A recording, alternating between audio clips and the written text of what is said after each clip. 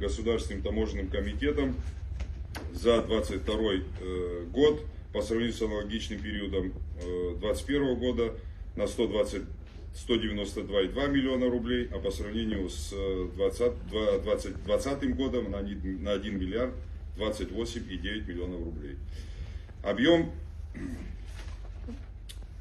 Теперь хотелось бы сказать несколько слов об итогах внешнеторгового оборота Республики Абхазия за 2022 год. Несмотря на сложившуюся в мире сложную международную экономическую обстановку, за последние годы объем внешней торговли Республики Абхазия стремительно растет. В течение 10 лет объем внешней торговли республики вырос с 18 миллиардов до 39,9 миллиардов рублей или на 122%.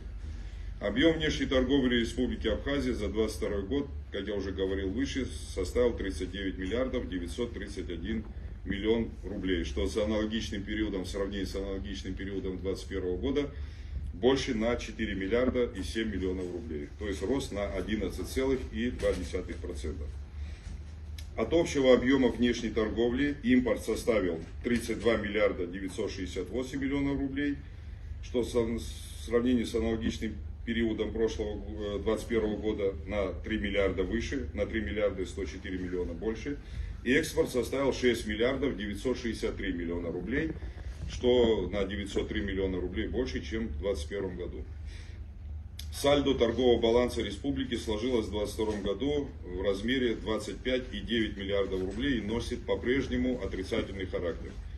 Причиной отрицательного сальдо в показателе баланса торговли является повышенный спрос на такие импортные товары, как медикаменты, продовольственные товары, строительные материалы, горюче-смазочные материалы. В то же время экспортный потенциал страны продолжает оставаться невысоким.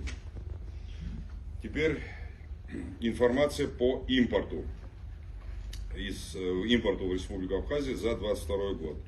Импортные поставки в Республику Абхазию в последние годы характеризуются положительной динамикой.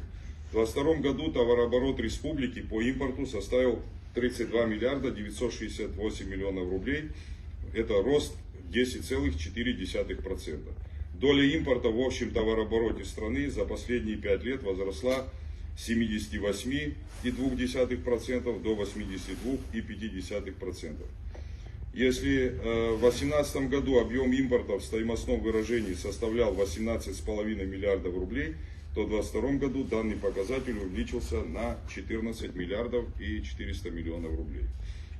Увеличение импорта произошло в ряде товарных позиций, это минеральные продукты, машины и оборудование, недрагоценные металлы и продовольственные товары.